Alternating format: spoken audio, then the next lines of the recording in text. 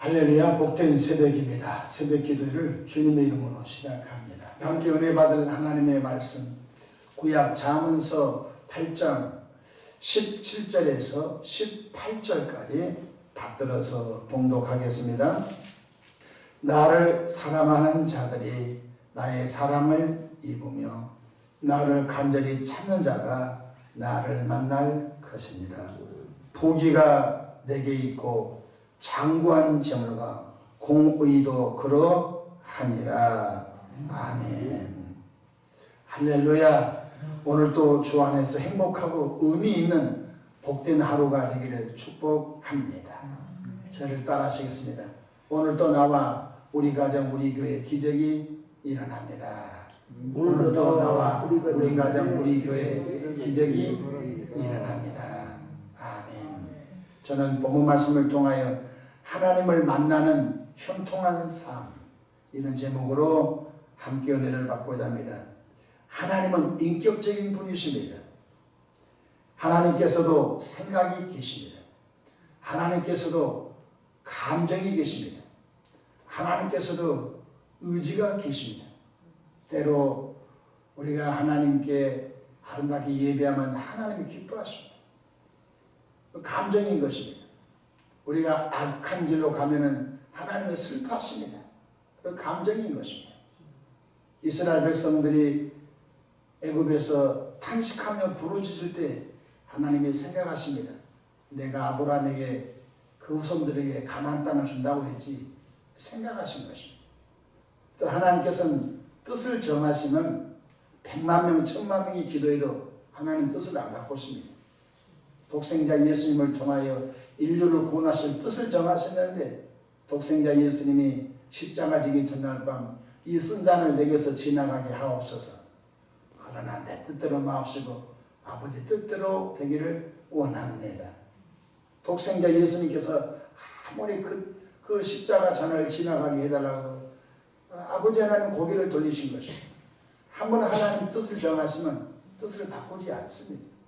그러므로 우리 하나님은 지, 정, 의의 인격적인 분이신 것입니다. 그러므로 인격적인 주님을 만나 형통한 삶을 누리는 성도가 되기를 축복합니다. 첫째로 하나님을 사랑하는 자가 하나님의 사랑을 입은다고 말씀하셨습니다. 그럼 하나님을 사랑하는 구체적인 것이 무엇일까요? 바로 영과 진리로 예배드리는 삶인 것입니다.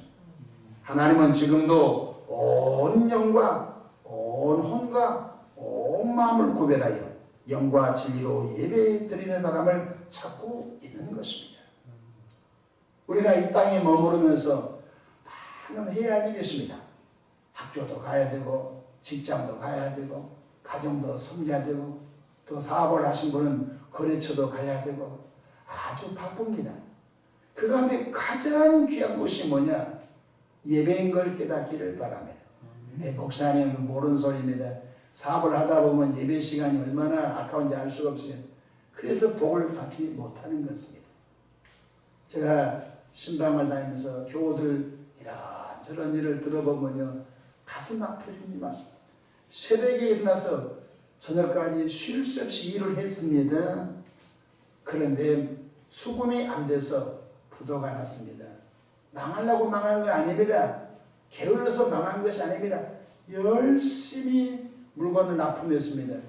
근데 물건값이 물려가지고 결국 물건을 공급해주는 사람은 외상으로 물건을 사올 수가 없잖아요. 돈 주고 사다가 외상을 깔아놓으니까 결국은 자기 집을 날리고 그리고 어려움을 당한 분들이 있는 것입니다. 무슨 뜻이죠? 이 세상은 열심히 산다고 된 것이 아니라는 것입니다. 하나님께서 은혜 주셔야 할 줄로 믿으시길 바랍니다.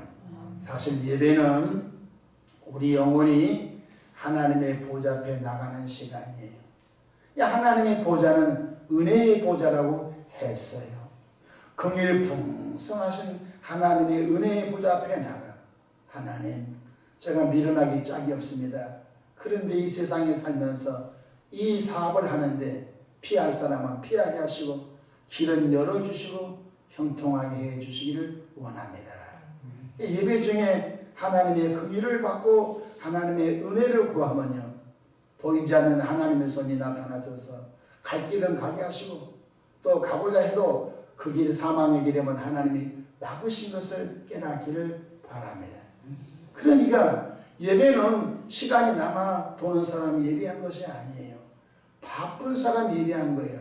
왜냐하면 내가 바삐 살았는데 망한 것이 얼마나 많습니까? 그렇습니다. 우리가 영과 진리로 예배하는 것이 하나님을 사랑하는 것입니다. 오늘 잠언서 8장 17절에 하나님을 사랑하는 사람이 하나님의 사랑을 몽땅 받는 것 깨닫기를 바랍니다. 하나님과 정반대로 한 사람이 하나님의 사랑을 입을 수 있나요? 아닌 것입니다. 뿐만 아니라 하나님의 나라와 하나님의 의를 위하여 기도하는 사람이 하나님을 사랑하는 사람인 것입니다. 예수님께서는 이렇게 기도를 가르쳐 주셨죠. 마태복음 6장 9절로 10절에 그러므로 너희는 이렇게 기도하라. 하늘에 계신 우리 아버지여 이름이 거룩히 여김을 받으시오. 첫 번째 예수님께서 가르쳐 주신 기도가 뭡니까?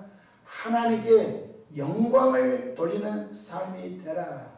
할렐루야. 뿐만 아니라 나라가 임하시오며, 하나님의 나라는 사랑의 나라죠. 하나님의 나라는 공평의 나라죠. 하나님의 나라가 죄악된 세상 속에 이루어지도록 기도하는 것입니다. 뜻이 하늘에서 이루어진 것 같이 땅에서도 이루어지이다.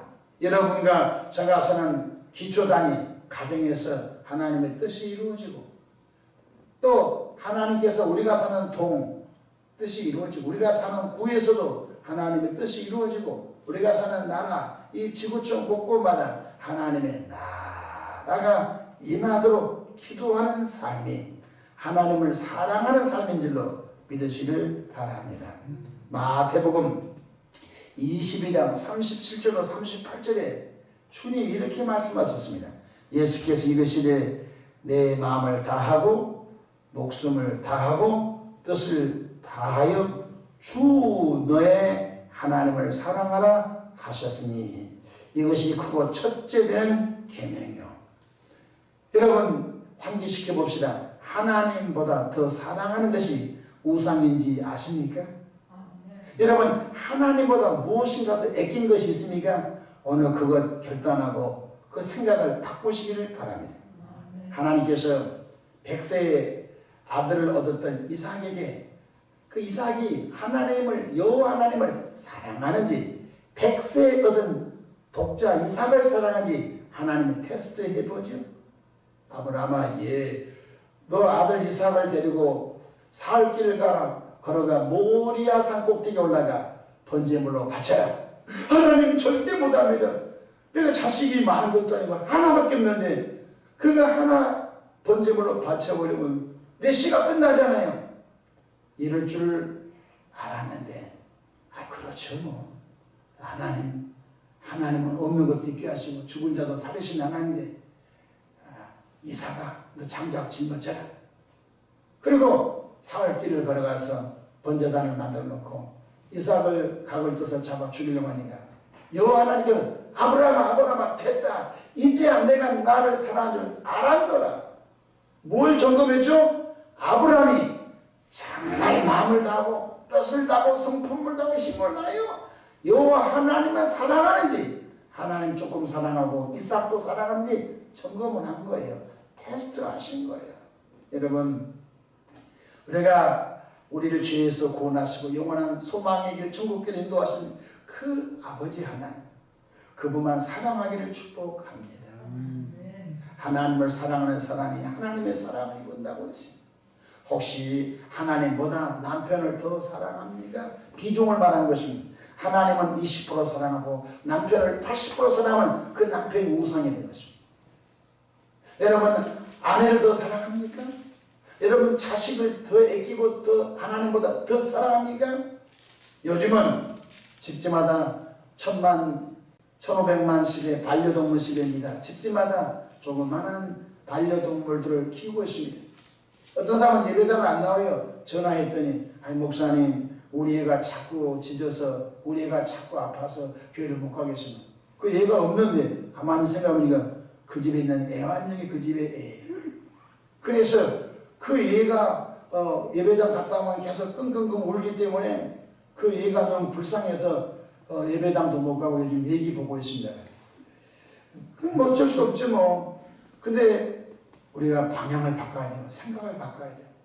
하나님보다 재물을 사랑하는지, 하나님보다 애완용을 사랑하는지, 하나님보다 남편을 더 사랑하는지, 하나님보다 아내를 더 사랑하는지, 하나님보다 자식을 더 사랑한다든지 그것 우상인 걸 깨닫고 돌이키기를 주 이름으로 축복합니다. 하나님을 사랑하는 사람이 하나님의 사랑을 입은다고 하셨어요. 둘째로 하나님을 간절히 찾는 자가 하나님을 만나리라고 하셨어요. 제약된 세상 속에서 살아가는 우리는 우리의 생각이 닫힌 구조로 되어 있습니다. 여러분, 닫힌 구조가 무슨 뜻이냐면 밥을 먹는데 직장 생각합니다. 밥을 먹는데 과거 군대 생활 때 나를 혹독하게 괴롭힌 그 나의 고참을 생각합니다. 50년 전 그 고참을 생각합니다. 밥을 먹고 있는데 초등학교 때 나를 굉장히 왕따시킨 그 친구가 생각나는 것입니다. 잠을 자려고 하는데 갑자기 거래처가 생각나는 것입니다. 동시에 거래처도 생각나고 시골도 생각나고 돌아가신 어머니도 생각나고 이것이 바로 우리 생각의 닫힌 구조인 것입니다. 근데 혹시 기도하는 사람 생각 이런 거 경험하셨습니까? 기도를 막 하고 있는데 갑자기 다른 생각이 있다는 막 생각이 2개, 3개, 4개, 5개가 막 떠올라요. 그러면 흔히 기도하는 사람이 이렇게 말합니다. 아이 목사님 오늘 기도줄이 안 잡혀서 혼났어요. 눈만 감으면 이 생각 저 생각 저 생각 이 생각 나가지고 기도가 맴맴맴맴 허공을 치고 돌고 기도가 너무 힘들었습니다. 그래요. 그러니까 기도하는 사람은 간절히 하나님을 찾고 찾는 사람이 뭐 이런 말이 정신일도 하사불성이라고. 그냥 우리 정신, 우리 생각, 우리 마음이 십자가 예수님께 또 집중되고 또 집중되고 집중해야 주님을 경험하고 만나게 된 걸 믿으시기를 바랍니다. 이 생각이 막 기도하면 이 생각, 저 생각, 저 생각, 서운한 생각, 서러운 생각, 직장 생각, 자녀 생각, 남편 생각, 죽은 시아버지 생각, 억울한 생각 이런 생각이 자꾸 끼니까 하나님의 은혜를 경험하지 못하고 하나님께 깊이 기도드리지 못하는 거예요. 그래서 우리가 기도할 때 하나님 나의 생각이 십자가로 집중되기 원합니다. 내 마음과 생각이 잡다한 것이 끼지 않도록 도와주시옵소서. 그래서 기도에 집중하는 은혜가 있기를 축복합니다. 우리가 기도하면서 우리의 생각 딴 곳으로 갈 수 있습니다. 그러므로 기도에 몰입해야 하는 것입니다. 에레미야서 29장 12절로 13절에 이렇게 말씀하셨습니다. 너희가 내게 부르짖으며 내게 와서 기도하면 내가 너희들의 기도를 들을 것이고 너희가 온 마음으로 나를 구하는 나를 찾을 것이요 만나리라. 옛날 성경에는 너희가 전심으로 나를 찾고 찾으면 나를 만나리라 하십니다. 지금 성경은 온 마음으로 나를 구하면 나를 찾을 것이요 만나리라고 번역을 조금 유연하게 했습니다. 아마 옛날 성경이 저는 맞는 것 같아요. 전심으로 찾고 찾으면 만나리라. 아멘.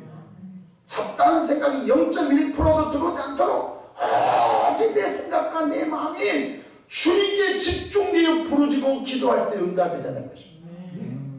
이 생각, 저 생각, 저 생각, 이 생각 그냥 허공을 치는 기도에서 응답되면 얼마나 편하겠어요. 그래서 주님 말씀하십니다. 나를 간절히 찾는 자가 나를 만나리라. 만나면 어떤 복이 오죠? 18절 나와 있죠? 한번 잠언서 8장 18절 읽어볼까요? 시작. 보기가 내게 있고 장구한 재물과 공의도 그러하니라. 하나님께서 하나님을 사랑하는 사람에게 하나님을 간절히 찾는 자에게 부귀도 주시고 장구한 재물을 주시고 공의도 하나님이 그 삶 속에 흘러내려 보내주신 것 경험하시고 평생 간증되기를 축복합니다. 하나님을 깊이 만나고 하나님께서 우리의 삶을 선하고 아름답게 인도해 주신 은혜를 경험하면서 오늘 또 행복한 하루가 되기를 축복합니다. 기도하겠습니다. 하나님을 사랑하는 사람이 하나님의 사랑을 입으며 하나님을 간절히 찾는 자가 하나님을 만날 것이며 또한 부귀도 하나님께 있으며 장구한 재물도 하나님께 있으며 권위도 하나님께 있다고 했는데 하나님의 하늘 눈을 여서서 이 땅에 사는 주의 백성들에게 그 복을 나뉘어 주시옵소서. 우리 생각이 하나님과 멀어 세상으로 가지 않게 우리 생각줄을 성령이여 붙들어 주시옵소서. 기도에 집중하게 도와주시고 예배에 집중하게 은총을 베풀어 주시옵소서. 하나님 아버지, 부수적인 일로 인하여 하나님의 마음을 서운하게 하는 주의 백성들이 없도록 이끌어 주시옵소서. 오늘 하루도 원수 날이야.